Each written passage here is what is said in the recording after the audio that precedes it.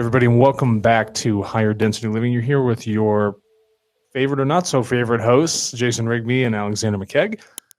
Today, we want to get into two specific, and we'll probably break this out in a couple episodes, two specific contact reports from the Law of One or sessions, whatever you want to be, because they were in contact with an upper sixth density being called the raw social memory complex. So, Jason, first of all, before we get into it, why'd you want to bring this up? What's kind of the genesis of this? No, I was listening to you know how it's like when you listen to Raw over and over and over again, it's so dense, sixth density. Yeah, it's so dense that you have to listen to it like over and over and over and over again, right, to understand it. And then it's also like a lot of like spiritual texts, like in the sense of you go back to it 6 months later and it's like has a different meaning. Correct. Yeah. I feel like even when I've gone back like years after the fact, yes, I'm like, how did I miss that? 100%. It literally has that much depth to it. And on this one was in particular because it was beginning to talk about the higher self. And spirituality always views the higher self as being this obscure, or they'll call it like higher consciousness, and then you need to obtain this type. It's never like definitive. Here's what it is. Mm-hmm. You know, you're always trying to obtain something. It's like, so you got to get to nirvana. Yes. Right? You got to do all these accomplishments. Well, it's the same damn thing as like trying to get to heaven, I guess. What is that? What is that? Yeah. I mean, and then how do I know it's specific to me? You know, I mean, because in third, fourth, and fifth instant, we know this. It's all about the body still. Correct. You know, so we want to take things physical. All the time. All the time. Well, and think about how we even call it. People are like, it's the higher self. Mm-hmm. It's just this idea that something's floating above. When in truth, that's not really what's occurring here. No. But it's a way for the human mind to deal with the abstract thought that there's this thing that emanates everywhere that you're connected with that's specific to you. Yes, 100%. You yeah. know? And one of the things that Quo talks about, like sixth density beings making love, and we get sunlight rays from that. So basically, we're getting like, pardon my French, but we're getting like sixth density showered on union business. We're getting jizz from sixth density. When we feel that warmth and love, creation's doing it the same. I know, every yeah, way. it's doing it the same. So there's some really cool shit with that, and so I wanted to kind of get into 36 and 70. Okay. So we'll start with 36. I'll read it. 36 starts out, I am raw. Greet you in the love and light of the one infinite creator. We communicate now. And then the questionnaire says, in previous communication, you have spoken of the mind, body, spirit complex totality. Mm-hmm. Would you please give us a definition of the mind, body, spirit complex totality? And we're going to talk about sixth density in here. And we also have to talk about this for one moment. Mind, body, spirit. Why is it that it's in that progression, right? That ordering of the words itself? Because you have to master one thing first before you can actually crystallize or master the other things that come after it. And it comes in logical sequence. It's your mind first, right? So you have to make the decision that you want to take care of your body, right? With whatever these things might be, the food you put in it, the thoughts you have, anything of the sort. So it's first taking care of the mind. Right. Then the management of the physical vessel. And then once you have actually mastered those two things, you can actually sit down and start to work on the spirit. I love that. And one of the things that it talks about when it gets in there, it says there is a dimension in which time does not have sway. In this dimension, the mind, body, spirit is an internal dance of the present, may be seen in totality, and before the mind, body, spirit complex, which then becomes a part of the social memory complex. So let's stop there because we're seeing something. I always like to view these densities as kind of like these waves going up, but they're going back and forth. Yeah. And they're oscillating. And then the higher the density, they kind of begin to oscillate closer together to that union of 7 to 8 density. I think that's a great way to talk about these catalysts that happen energetically throughout the universe. If you review some of the material, some of the advanced material that came from the Billy Meier case and what the Play-Arn talk about, is that you have this overall spirit consciousness block. And it sits in a space of timelessness, essentially time-space, not space-time. So it's not bound by the physicalities that we have. It's something very non-physical. But it's inherently connected to your physical consciousness block that is over here in your body. But this overall spirit consciousness block is the thing that captures everything that has ever happened with your spirit energy. Every time you've blinked, every action of your body, every thought you've ever had, It is all stored there. And it's designed for your subconscious, through your physical conscious block, to actually recall upon.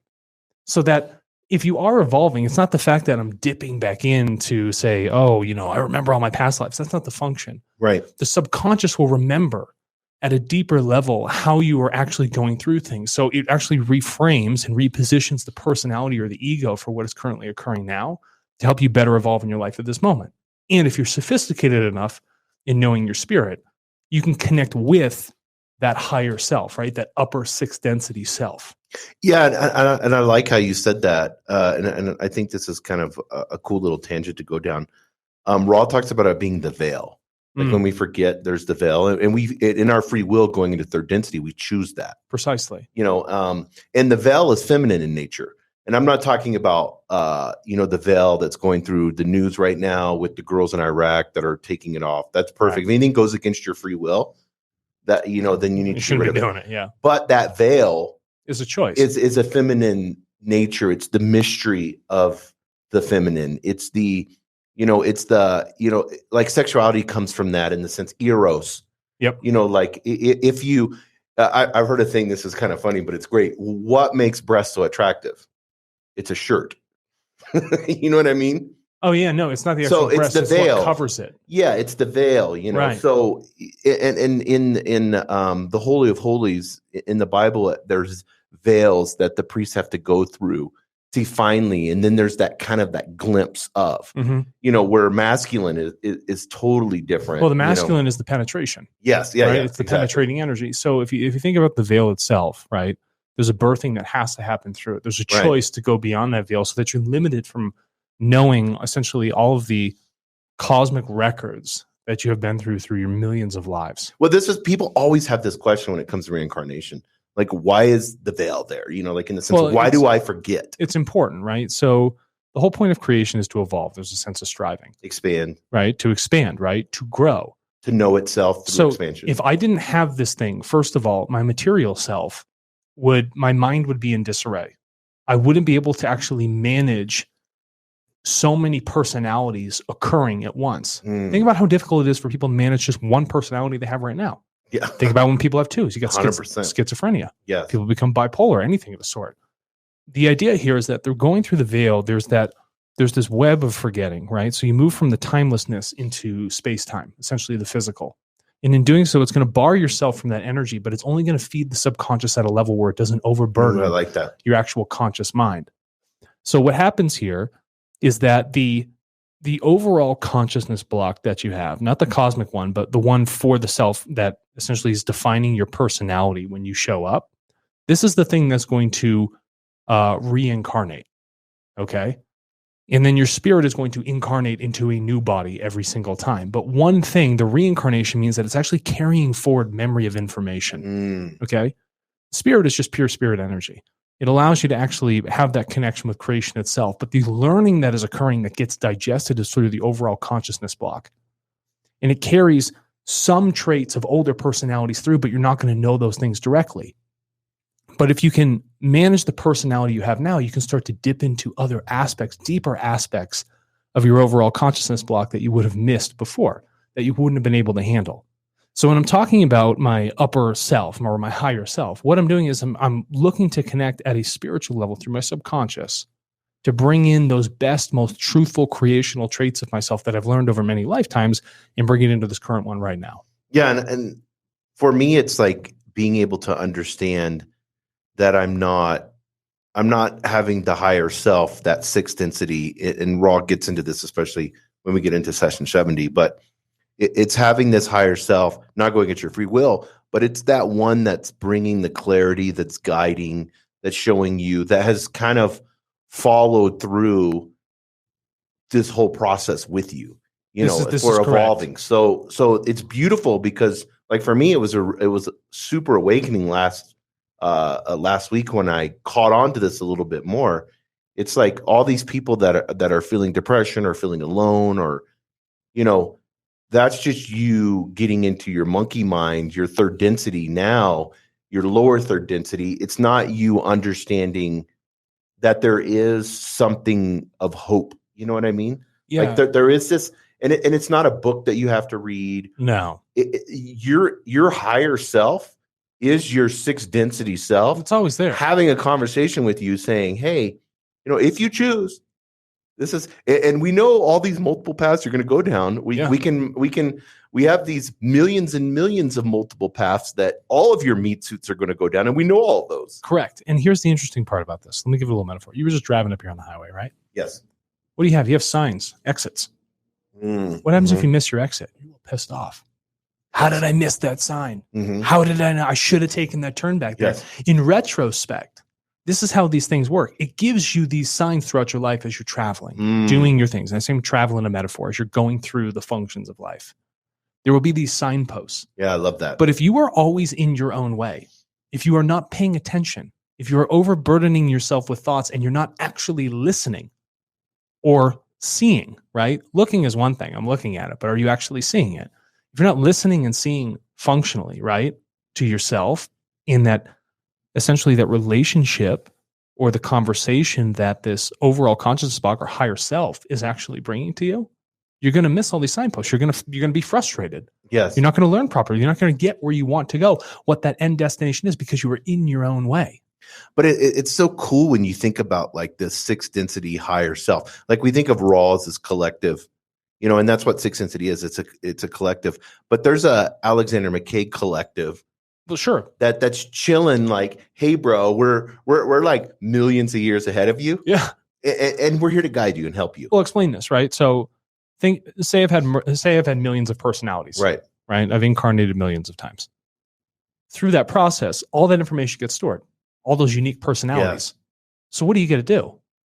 It's like calling upon the largest wealth of knowledge you could ever ask for, outside of what creation and its cosmic intelligence sort of has in its own like set of storage. This is my like personal hard drive that I get to dip into.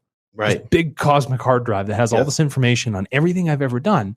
And it's like, but it's only going to give me the good stuff. I don't have to filter through the shit files. And it's always going to give me what I need at exactly the right time, but I have to be out of the way. Yeah, there's infinite wisdom. That's precisely the point. It's not there to debilitate you. Anything that sits in the time-space realm, in the realm of creation itself, right? In that upper part, it's not there to debilitate you or, render your free will like kaput. The whole point of it is that it wants to help you evolve. Right. So it will always give you what you need precisely when you need it, but you have to be listening. And you can't assume one of the biggest things is like, oh, it told me something. Yeah. Stop that.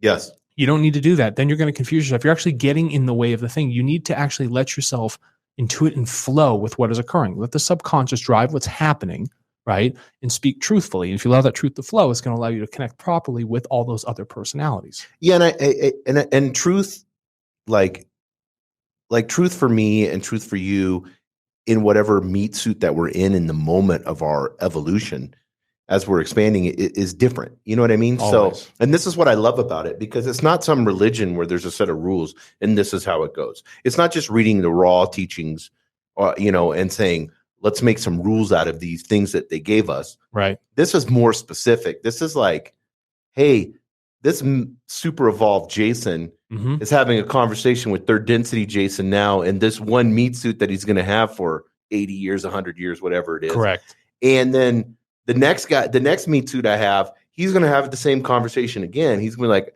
I've been here, bro. I've got the millions of t-shirts of all these different lives you've had. When you were a tree, I was kind of like, no problem, looking at helping you out, Yeah. When you were like, as like little evolved in your consciousness, I was here really just looking out for your best. Yeah. The whole time I've always just, because it's pure, it's really creational intelligence. Yes. Right. Yes. And it's always going to look out for the interest of what's in the benefit of creation. It never goes against its own laws. So why would it go against its own creation, which would be, a Jason Rigby? It wouldn't do so. It'd be inhibitive. It'd be illogical to itself. Yeah. And I think getting back to this is really cool. The questionnaire says this: then would the mind-body-spirit complex totality be responsible for programming changes in catalysts during, say, a third density experience? And you could put a fourth or fifth density experience, however you want. So they're like, is this sixth density responsible for programming changes? And so what's the response then? So, yeah, and this is really cool. So that the proper catalyst would be added, shall we say, as conditions for that complex change during third density experience. Is this correct? So, of course, I am raw. This is incorrect. What else is new? And I love how he says What this: the else is higher new? self, as you call it, Correct. because they're just thinking of it as a sixth collective. The higher self, as you call it. Remember, they say Jesus, as you call it. Karma, as you call it. Yeah. They don't go against your free will. They're just saying, for your limited understanding Vocabulary, as a brain and vocabulary, as you understand it. Yeah, and that the higher self, as you call it, that is that self which exists with full understanding of the accumulation of experiences of the entity. So so now we're looking at this sixth density that's still entity, not till 7th or 8th density do you just lose it all. Because there's You're still just like, fuck the body. Right. There's to this overall consciousness block and the spirit itself, there's a uniqueness in that pairing. Yes. Okay.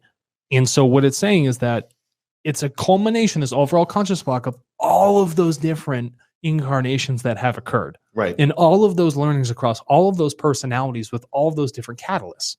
So right now it's like, Rod's like, I want to make this clear to you, right? Yeah, it's in the sense the higher self, but it's not doing the programming. The things have already occurred. Yes. You're here in your free will of this current life. Right. The problem with the question that they asked is like, if it's doing the programming, it goes against the free will. Yes. Does it not? Yeah, 100%. Yeah. So if he recognized that ahead of time and studied it properly, Don Elkins, then he wouldn't have missed that. But if you're really looking at the case here, Ra's saying that, of course, that's incorrect. You have full choice to do all these things right now. Like you are asking a question. Yeah, I also think Don sometimes when I look at it's like maybe he's thinking because when it was Don who went away, right? Yeah. The kind of raw kind of went away. Yeah. So I think he was kind of like the cat, if you want to use the cat. After Don killed himself. Yeah. Yeah. So it was kind of like, and there's a situation with that. I've talked to several people in that scenario, and it's almost like, maybe this meat suit's done. It's time to go the next, so I don't think it's like a negative polarity thing. I mean, it may be like an ultimate service to self. Yeah. But I think it's time to, whether you're a 7-year-old and you get ate by a tiger in India or it's just that meat suit's done. It's not a big deal. No, we get so evolved with, and I think this is why we have overpopulation and everything that's going on. We get so involved in trying to have meaning now. Meaning now and preserve it as long as possible. Oh my God, I'm going to die. But when you fight that, fight the aspect of dying, that transitioning, right, you're fighting creation. That's exactly. You're doing the absolute opposite of what it wants. Yes. And everyone's like longevity. No. The reason you get old, because it forces you to focus on the things that are truly meaningful. There's a compression of catalysts that happen through age. Right. It forces you to become more wise. It forces an acceleration of learning. But what do people tend to do? I want to live longer. I want to retire. And I don't really want to continue to learn. You know what we need to do? We need to go tap into the redwoods and let them laugh at us. Yeah, I would love that. Because they're like higher second density. They'd be like, bros. Big old trees. We've been around a little while. No, I know. They got the big beards. The big beard. They're like, yeah. When your Jesus was born, I was just hanging out here. No big deal. Well, do you remember what Ra had said, that there was actually a social memory, there was a complex of actual trees themselves, and it only happened once in this entire creation, that the trees just happened to evolve in communication, became very highly evolved. That's so trees. Cool. Yeah. I want to be walking around and you get like a branch that like grazes you. Yeah, just kind of hits you a little bit. Yeah, who's like, that? Hey. Walk by, it slaps me in the ass. I would love that. Yeah, it'd be awesome. It's like how dolphins are so they're so sexual and like chase after but imagine like shit. the trees running after me. Yeah, I was reading that one guy, that scientist, where they stopped the projects, and I think I told you that before. With what? When they had the house that was filled with water. Submerged. Oh my gosh! And then the dolphin wouldn't do because they would take LSD, right? And then but the dolphin. So the lady that was there, the dolphin got where it's like, I'm not going to do anything until you masturbate me. Isn't that wild? And then I'll do whatever. Yeah. But he's like, I need this to happen. And then so the dolphin kind of trained the human. They ended the funding with the project after that. And I was like, that's what there should be more funding. This is literally when stuff started. This is the advancement. Because it was those deprivation tanks. Correct. And so they had the dolphin in one LSD, the girl in another LSD. Honestly, I've been in deprivation. And then they were trying to get him to communicate. I've been in a deprivation tank. I would not want to be on LSD in a deprivation tank. Yeah, I was listening to Joe Rogan the other night, and he had Red Hot Chili Peppers singer Anthony. I forgot his name. I don't remember his last name. He's like 60 years old now. Good band now. Yeah. And he did LSD and sleep deprivation tank. No thanks. He's like, I was gone. Yeah, He's like different dimension. I don't doubt that at all. That was funny. But I think, and this is something, because I want to stay on this paragraph. He says, the accumulation of experiences of the entity aids the entity. And so here's where it's going to describe not going against your free will, not controlling anything. Here's what it does. In achieving healing of the experiences which have not been learned properly. So let's stop there before we get into the next one. So first, we have achieving healing of the experiences which have not been learned properly. Okay. Anything that causes you pain, right, is outside of the physical realm, bleeding is a function of perspective. Mm-hmm. And for a vast majority of the world, it's not physical pain they're in, but mental pain. So when you talk about the healing here, it's like an experience has happened in my life. I've been faced with a catalyst. How is it that I want to look at it? Do I look at it as a function of learning? Do I call upon the depth of my past experiences to look at this and to actually thank this thing that has occurred rather than saying that it's just here to cause ill harm to me? To recognize that I have been faced with this thing strictly for my own evolution, but to call upon that to really deal with those stronger catalysts requires a large depth, the accumulation of personalities and the catalyst that they had actually interacted with.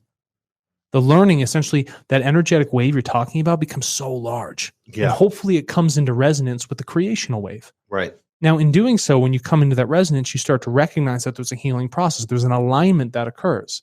You let the pain go, which is essentially, sorry about that. You let the pain go, which is essentially the thing that is untrue. Well, I think the healing process is the learning process. That's precisely and he said, and I love that Raw used this word because I don't think he would use it very much. He said learning properly. Yeah. Like because that properly is kind of like this formal English word. So because to use the word properly, it's like, well, if there's negative polarity and positive polarity and there's not really, and then, but when you understand catalyst, yes, then you can understand this word and what he's saying, learning properly. Learning properly, right? So not learning properly, like let's give a function of what's the wrong way to do it. I have made a mistake. Right. Okay. This mistake probably hurts others, probably hurts myself. Now, I'm going to recognize maybe a week after I made this mistake. I'm going to look at it and be like, yeah, it's all that huffing paint and glue. All that glitter you got on your. Yeah. Oh my God. And so I'm reviewing this, right, in my mind. I'm like, oh, that's very interesting. And I'm like, oh, I'll never make that mistake again. A week later, I go out and make the same mistake. Mm-hmm. But I've told myself I'm never going to make that mistake again. But I've actually made the same damn mistake. I haven't taken the time to really think through the action, the catalyst that occurred that were causing actual harm, right? Or some sort of learning that has been missed. So the improper way to do this is to say, oh, I've made a mistake. I learned from that mistake, but repeat it. It doesn't have to be the same exact fashion. It could be a function of that fashion. Mm-hmm. It could be a subset. It could be an advancement. It could be even worse the second time. The key here in proper learning is to have a mistake, right? Which is a function of learning. And not a mistake in a negative sense. It's just the fact that I did something wrong. Why do I figure it out? Okay, do the math equation again. Okay, I'm going to reflect on it. I'm going to truly learn from what has occurred and think about how this learning could apply to all the other aspects of my life or if something else occurred. So I'm going to now start to think about, well, what if I come up to that same catalyst again? How am I going to handle it? How did I handle it in this sense? Yes. Now proper learning is occurring. So now when you are faced with that next catalyst, this new method of learning, the healing is about to occur. Why? Because you've actually evolved forward. You've elevated the resonance, your frequency, because you're like, I'm not going to make the same mistake because I'm recognizing it before I commit it. Mm-hmm. Now the healing is occurring. Well, that's learning. That's learning. Yeah. That's the proper process of learning. This is how this happens. You can watch a child do that. Like after they get their finger burnt, on a stove, they'll even take their finger and they may the second time go to put on the stove and then something clicks. Correct. And they put their hand down. Don't touch it. But for a child, it's very physical, right? I'm going to actually have physical pain. I don't want to physically harm myself. But as we evolve, right, we're thinking, well, it's not so much about physical pain, we would hope, but it's about mental pain. I don't want to create the same thing because I don't like the way it makes me feel. It makes me feel depressed. Yes, I don't want to eat that same food because it doesn't make me feel good. Right. Exactly. I don't want to engage with those people because they're not best for me. Oh, 100%. And I think, and let's get into this next part because that's the first part. Second part is, and it assists, as you have indicated, in further life experience programming, as you may call it. So I love to, he says, as you indicated, and as you may call it. If you want to call it this is what we're going to call it. Indicated in further life experience programming. Okay. This has to be abundantly clear, and you have to think this through to the end. How is it that this thing could affect your future life? Okay, this higher self. People are like, it's destiny. I got to do this stuff. Mm-hmm. Hold the phone for a second. What I am doing right now in this moment, talking to you, is directly affecting my future. Oh, yes. Yeah. If I can recall upon this information and get out of my own damn way to do my learning properly, yes, that means as I continue to make my free will choices now with information that comes in from my previous personalities, I like that, yes. It is directly affecting my future because your future happens in the moment of every single choice you make right at the second. Is this making sense? Yes. 100%. You have to understand specifically what is going on here. You have to look at the context of physics, in time, in space, your personality, incarnations, how these things occur, and that it's all about evolution striving, but you can't step on the free will. And so if you actually look at those restrictions, it actually refines it down like so logically, so beautifully to this very straight line of where you're going to end up because of the choices right now. So years from now, right, I'm going to be a specific person because of the choices I have made in this moment, the learnings I've been asking for, these catalysts, which I am choosing. Right. Yeah, and I think we'll step into the second episode on this because I want to move on with this section 36, and I think what we'll get into is understanding the parallel developments and what the higher self, how it's viewing, how it's I don't want to say looking back because it's simultaneously. Yeah, what's the physics on that? Where everything happens. Quantum entanglement. Yeah, where it's all happening all at the same time. Because it's not bound by space time. No. When you're in sixth density, you're just like. That's why there's that one that is called Arahat Atharsata. We've had a conversation about this. It's the one who looks at time. Yes. If you can get to that sort of state, sit in that energy, you're uniquely positioned to evolve at a very accelerated rate. Yeah, they were. I was listening to, I think Raw talk before Quo did, because sometimes they'll mix and match and talk. Yeah. But Raw had said, that sixth density was using the radiation of the sun. They like to use the radiation of the sun. And it was like, I'm just so badass that I'm just. Well, think about. I could take something that could totally destroy Earth. I mean, how powerful is our sun? Think about the context of this, right? Thermodynamics, energy changes, right? But as you're becoming closer to creation. And light. Creation is the thing that created this universe. Yeah. And you move closer to it through your evolution, it would make sense that you would have to look for more dense energy sources to pull upon for your survival, right? In a spirit energetic sense, whatever it might be, or if it's partial physical, partial spiritual, it doesn't matter, but that's where those things would come from. And stars are highly developed. They're of a deep age. There's such a condensed amount of energy. So you'd want to call upon those things. Maybe there's a connection with it. And plus the star feeds us. Yes. Right. It's going to feed everything, in a lower density other than itself. So yeah, I would want to go closer to that thing. Yeah. And that radiation becomes like almost like energy just in and of itself compared to what, we view it now in our little. Yeah. That's why I'm like, it's poison. It gives us cancer. That's why I'm always like, are we the only stupid ones, the primates, that we expose ourselves? Like if they're communicating, running around on light, and using sun rays and all this other shit, we just can't see it yet because we're so blind. And it's also important. There's aliens all around us. We just can't see them. Our eyes are limited. They're laughing. Our eyes are limited to a spectrum, correct? Yes.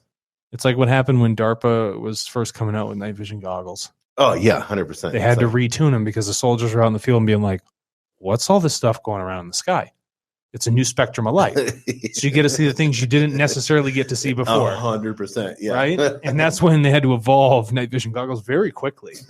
Yeah, they're like, no, we don't need you to see this. I mean, I've worn night vision. You've worn them. Yeah, I've worn like the military spec ones. They're heavy. They look ridiculous on the face, but they're cool. Yeah, they're cool. Yeah. Yeah. Depth perception's a bad problem with them.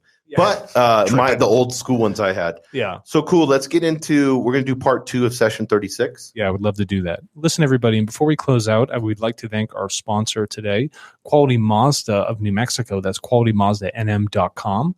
If you are looking for a very educational buying experience, and things will progress properly, right? Properly, yes. If there's proper learning occurring in the actual car buying process, you go to qualitymazdanm.com and you can shop online for your vehicle, and they deliver to the Colorado, New Mexico, and Texas area.